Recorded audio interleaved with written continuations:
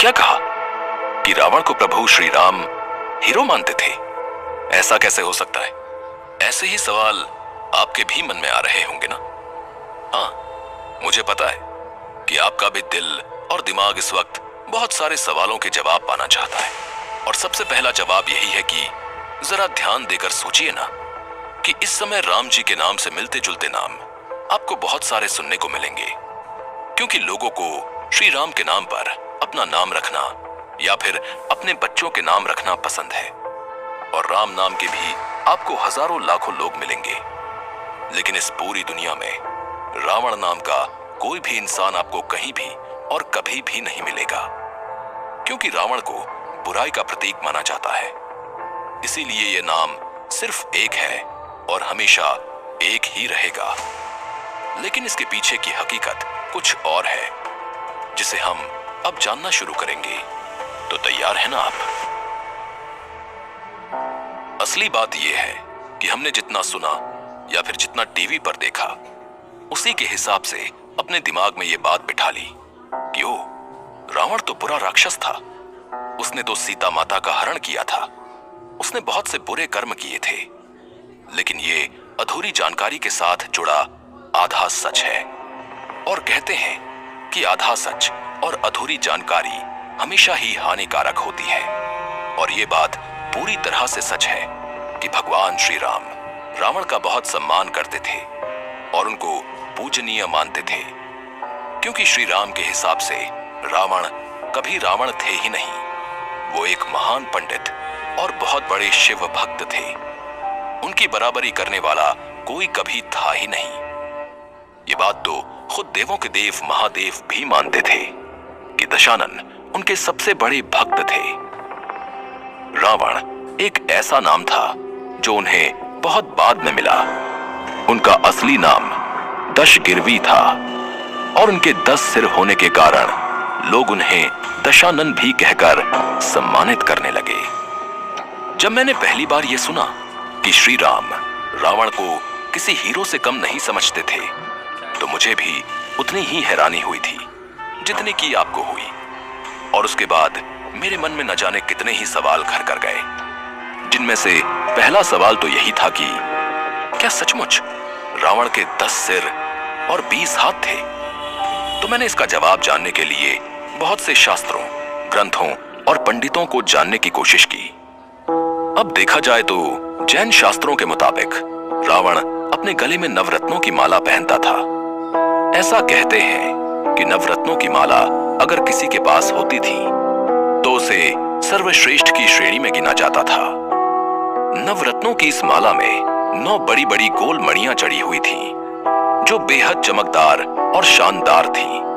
तो कुछ लोगों का मानना है कि नवरत्न माला की मणियों में रावण के 9 अलग अलग सिर दिखाई देते थे, जबकि रावण का असली सिर सिर्फ एक ही था। और यही कारण था कि रावण को देखने पर उसके 10 सिरों का भ्रम लोगों की आंखों में पैदा होता था, जिसके कारण उसे दशानन कहा जाने लगा।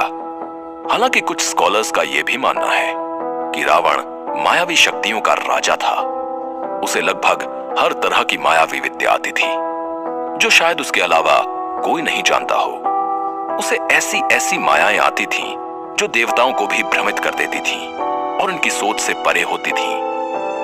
इन्हीं मायाओं के बल पर रावण अपने 10 सिरों का भ्रम पैदा करता था और खुद को दशानन और दशशीष कहलवाया करता था। जबकि कुछ बड़े पंडित और विद्वान ये मानते हैं कि रावण को 4 वेदों और 6 दर्शनों का अद्भुत ज्ञान था, जो उनकी जुबान और उनके दिल पर पूरी तरह से छपे हुए थे।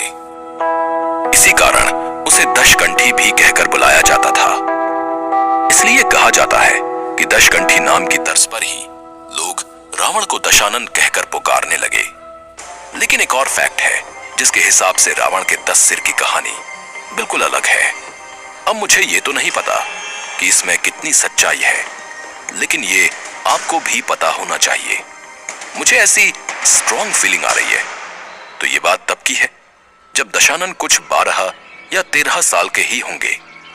उन्हें अपनी शिक्षा प्राप्त करते हुए अपने गुरु से इस बात का ज्ञान मिला। बच्चों, क्या आपको पता है कि आपको आपकी सारी समस्याओं का हल कैसे प्राप्त होता है।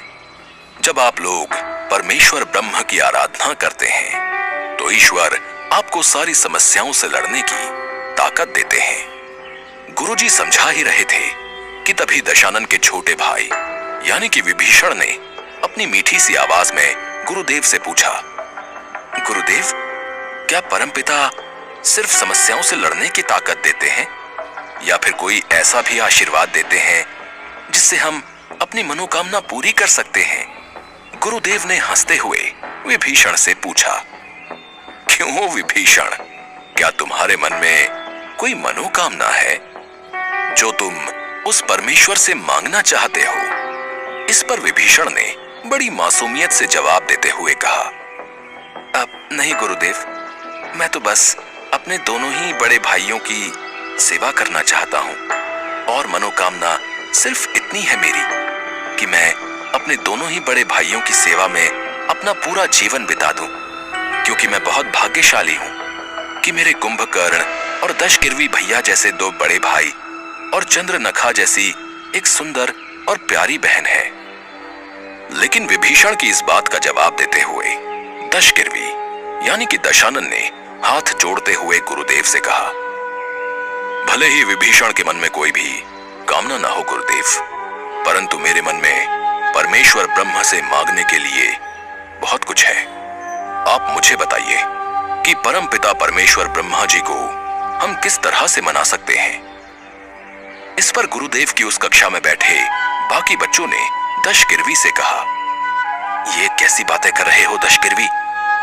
परम पिता ब्रह्मा तो तुम्हारे पिता के दादाजी हैं और तुम उनके परपोते हो।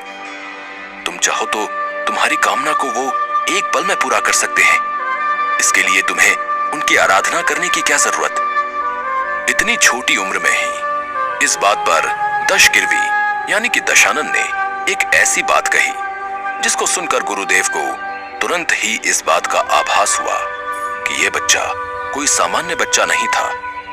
दशगिरवी ने अपने माथे को समेटते हुए उस बच्चे को जवाब दिया, तो तुम चाहते हो कि मैं बिना परिश्रम ही इसका लाभ उठाऊं? मेरे पिता जो कि स्वयं ब्रह्मा जी के पोते हैं, वो फिर भी एक आम जीवन बिता रहे हैं। मेरी मां कैकसी जो कि राक्षस संप्रदाय के महाराज की बेटी हैं, फिर भी वो अपने महल को छोड़कर मेरे पिता के साथ कुटिया में रहकर एक ब्राह्मण की पत्नी का कर्तव्य निभा रही हैं।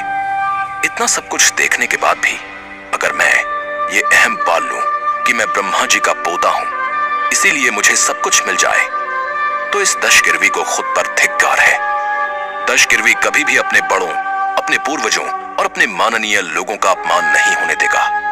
ब्रह्मा जी का वंशज होने के नाते ये मेरा पहला कर्तव्य बनता है कि मैं भी अपनी ही मेहनत से आगे बढ़ूं और अपने कर्तव्यों को पूरा करूं, ताकि मेरे पूर्वजों और मेरे वंशजों को मुझ पर फक्र महसूस हो।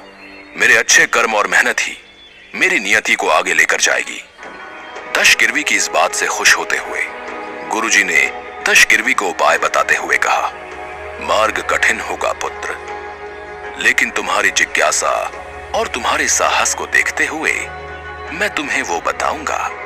तुम्हें परमपिता ब्रह्मा का ध्यान करते हुए उनकी तपस्या करनी होगी। दिन रात की तपस्या और तुम्हारी अचूक ध्यान मुद्रा ही तुम्हें परमपिता ब्रह्मा का आशीर्वाद दिलाएगी। और अगर वो प्रसन्न होकर तुम्हारे सामने प्रकट होते हैं तो तुम उनसे अपनी कोई भी मनोकामना और वरदान मांग सकते हो। जैसा कि गुरुजी ने दशगिरवी को बताया, तीनों ही भाइयों ने मन में फैसला कर लिया था कि उसे ठीक इसी तरह से ब्रह्मा जी को प्रसन्न करके अपना मनचाहा वर मांगना है।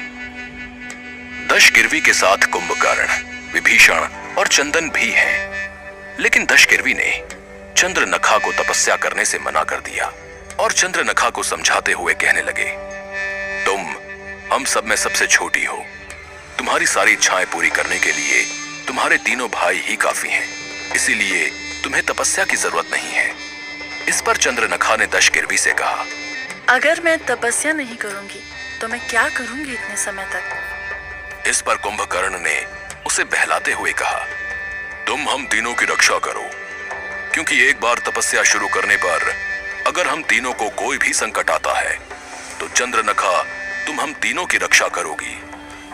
जबकि दशगिरवी जानते थे कि इस अखंड तपस्या में चंद्रलेखा जैसी छोटी बच्ची को परेशानी हो सकती है, लेकिन कई सालों की तपस्या के बाद भी जब ब्रह्मा जी प्रसन्न नहीं हुए, तब इस बात से गुस्सा होते हुए दशगिरवी ने आसमान की ओर गुस्से में गरजते हुए ब्रह्मा जी से कहा, शायद आपको मेरी तपस्या का कोई आभास ही नहीं है, या फिर अगर मैंने कोई गलती की है और उसकी सजा मुझे इस तरह से दी जा रही है, तो मैं अभी इसी समय अपने सिर को अपने शरीर से अलग करते हुए अपनी गलती का पश्चाताप करूंगा और इसी हवन कुंड में आपको आहुति के रूप में अपना सिर प्रदान करूंगा।